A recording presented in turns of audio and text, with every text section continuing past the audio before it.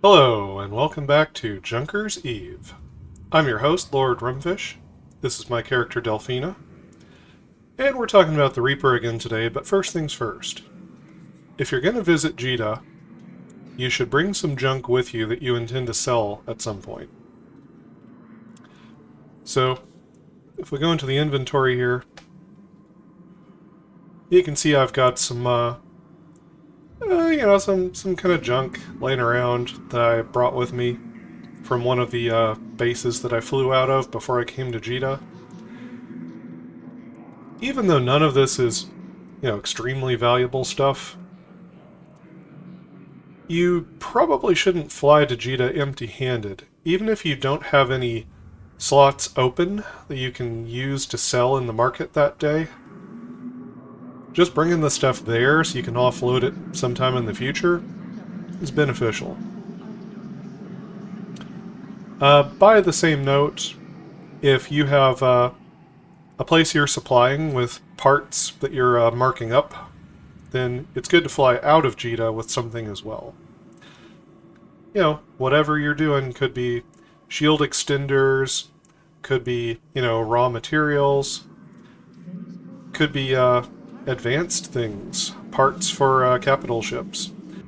It's a good idea to bring garbage to Jita to sell, and to bring high-class goods out of Jita to sell somewhere else. This is a Minmatar Reaper. It has 2 high slots, 2 mid slots, and 2 low slots. Its roll bonuses are to ship max velocity, so it's a little bit faster than some of the other Corvettes. As a bonus to small projectile turret damage. So we're going to equip it up today with something that actually shoots bullets. Target painter effectiveness, which we're not going to muck around with today, but it's just interesting to note that it's there. And a shield booster amount. We may not have the space to fit a shield booster, but it's another way you can create a tank for this little ship. Tank being a way to soak damage. Now, the ship is for free, and our goal today is to equip it as cheaply as possible so that we have something we can quickly throw together as a kind of a template. First, I'd like to run through a cheap fit that even a new player should be able to either quickly acquire the skills to do.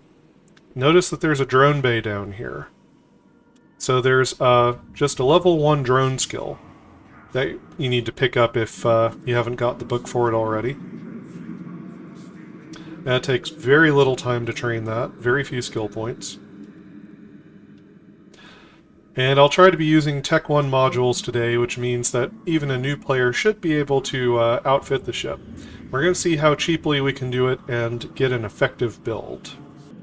Regional market.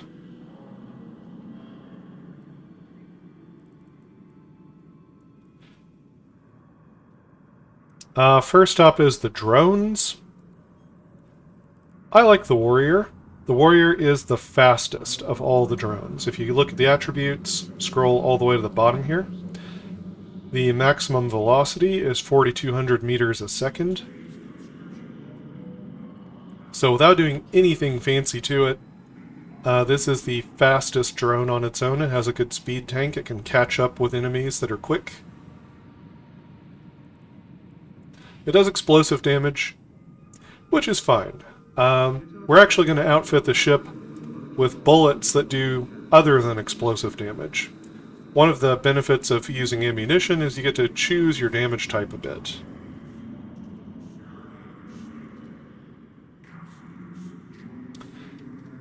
So we are going to go ahead and buy a Warrior drone. That's 10,000 ISK.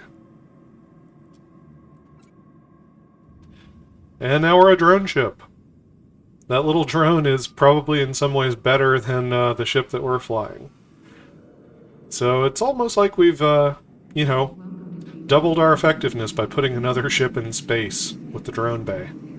Alright, so under ship equipment, hull and armor. we're going to look at damage controls. So a damage control is a very cheap and effective way to add a bunch of hit points to your ship in the form of resistances.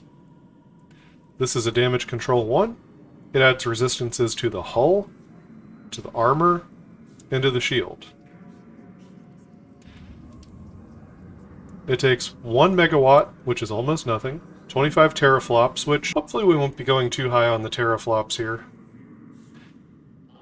Most combat fits don't usually tax the teraflops on your CPU too much.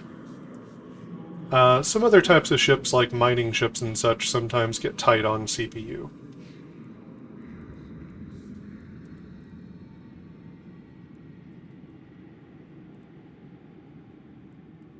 Alright, we're going to buy a damage control 1.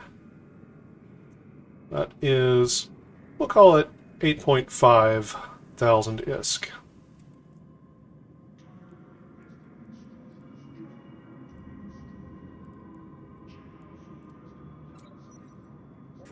We have more room to improve our hit points using the low slots. The mid slots do exciting things like having thrusters to increase our speed, or having a shield extender, or maybe even having like a warp disruptor or stasis web of fire.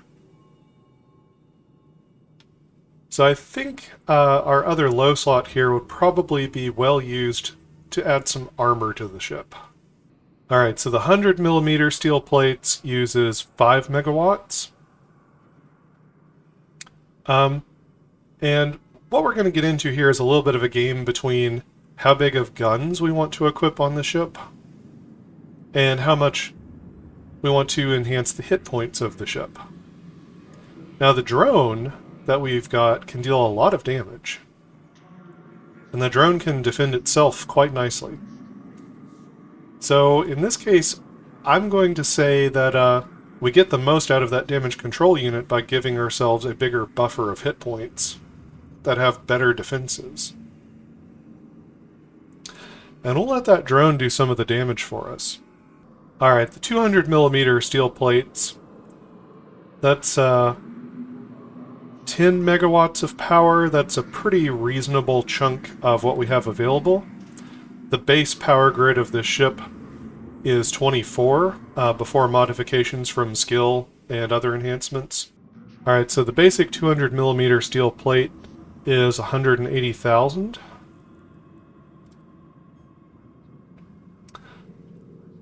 This one, however, is much cheaper. And that's why you want to check around on the price sometimes. Alright, so these crystalline carbonide restrained plates do not add as much mass as the rolled tungsten. It still has 500 hit points. So we are going to buy one of these for, we'll call it 61,000 ISK.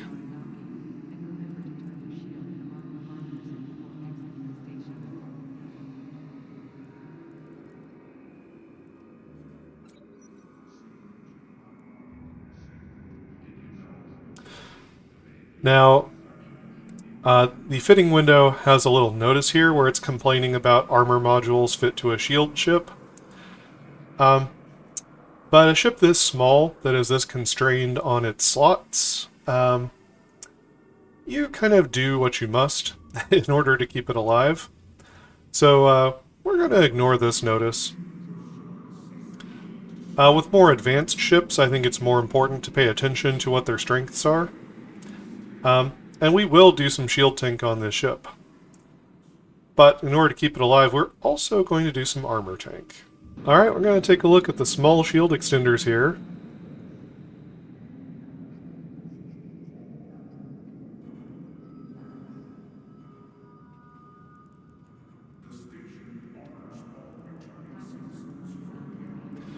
And it looks like the small shield extender 1 is going to be far and away cheaper than the other options available. So this is going to take just 2 megawatts to fit onto the ship. 20 teraflops, again, Hopefully we won't get anywhere close to hitting our CPU cap. It's going to give us another 400 shield hit points, and the damage control is making these hit points we're adding go even further because those hit points have more resistances added to them from the damage control. When you have more shield hit points, you also regenerate the shield hit points faster. It's part of making a passive shield tank. It recharges in the same amount of time, but you have more hit points, so that means it regenerates faster, or a larger number of points per second, I should say.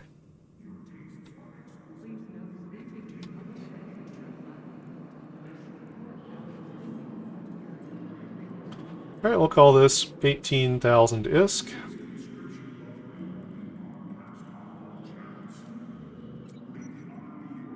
Now again, it doesn't like this. It says ship is fit with both armor and shield modules. And again, normally you wouldn't do this, but with a little Corvette-class ship like this, you do what you must. You just give it hit points everywhere in order to try to keep it alive. Now, as you can see, once we've fit the small shield extender, this 200mm armor module, the damage control 1, our effective hit points up here, which counts your lowest damage resistances into account when it counts up the total hit points, is up over 2,800 now, which for a little tiny Corvette is a pretty respectable score. We've used 13 megawatts so far. Let's see how much more we have to play with as we finish out the build. Alright, so the normal Afterburner 1 would take 10 megawatts of power grid. That would be pushing us to our limit here. We need some room left for the gun still.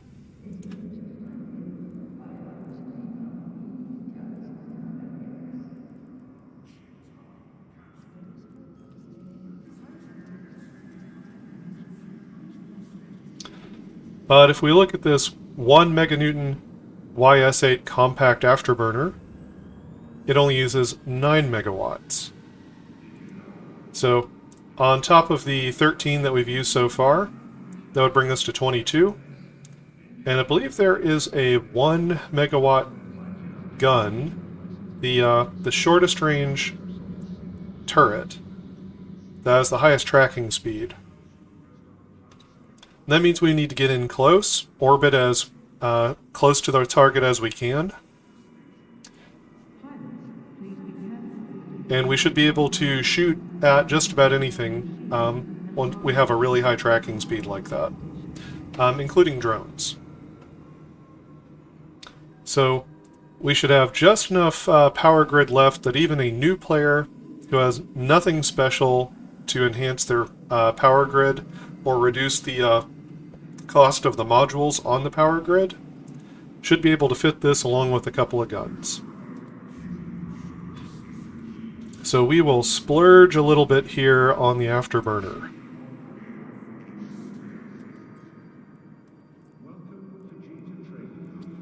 We'll call this 69,000 ISK. Nice.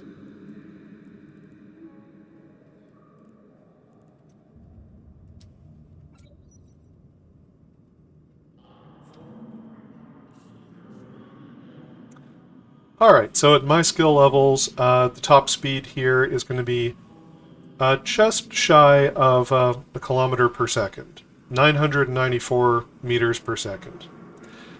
Now that's not super impressive or anything, but that is just fine. Right, that is about where your speed should be to be able to, you know, kind of get around as a frigate. Alright, so these little 125mm Gatling Autocannon 1, they only take 1 megawatt. So if we buy 2 of them, that'll get us right up to 24. Which would be the cap, you know, before other boosts from skills. So even a new player should be able to fit all of this onto the ship. We'll go ahead and buy 2 in Jita here.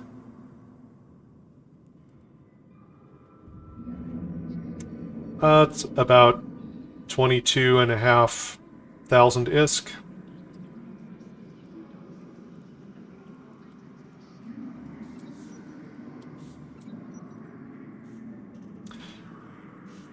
And yeah, so for a new player, we would have filled up the power grid. We're nowhere close to filling up the CPU. There are no rigs available for the Corvette, so we don't have to worry about the rigs. We do need to buy ammunition for these guns, though. Our drone does explosive damage. And I like to vary up my damage across different types when it's possible. The drone is going to be good at attacking armor. So I think we should go for some bullets that do a bit of EM damage. That's good against shields.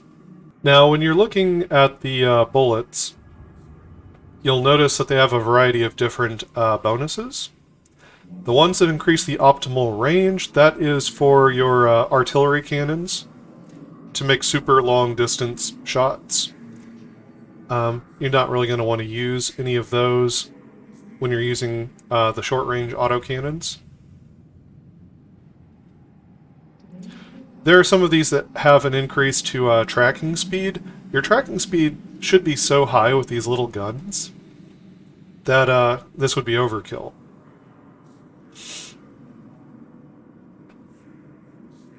Reduced optimal range is what we're looking for here. Optimal range kind of doesn't matter with autocannons. You have a giant fall-off range. So your first fall-off increment is pretty high.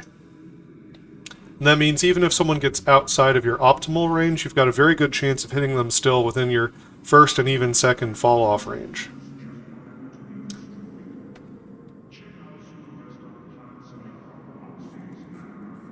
So the attributes on the electromagnetic pulse bullets, it does a little bit of kinetic, a little bit of explosive, and a lot of EM.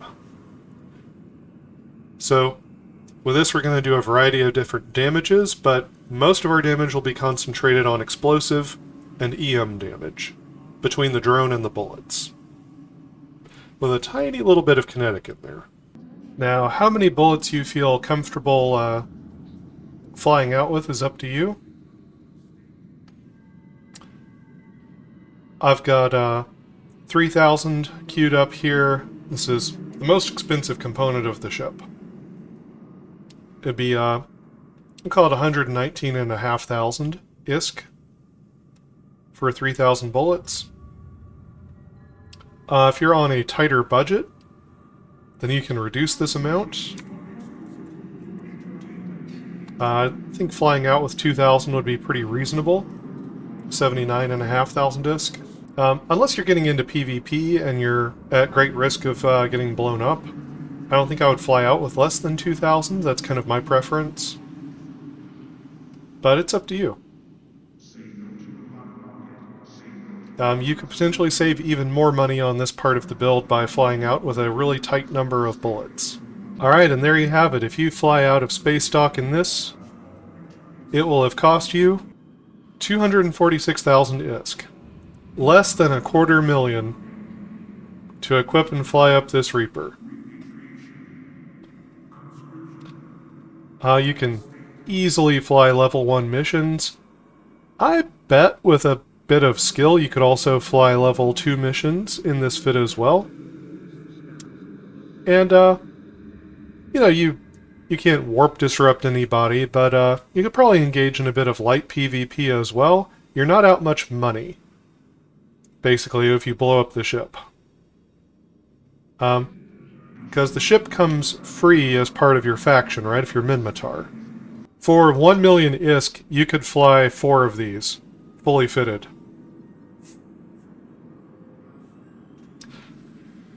I think that's going to be a pretty good comparison in terms of the amount of money you've spent to fly something out that you might be willing to blow up.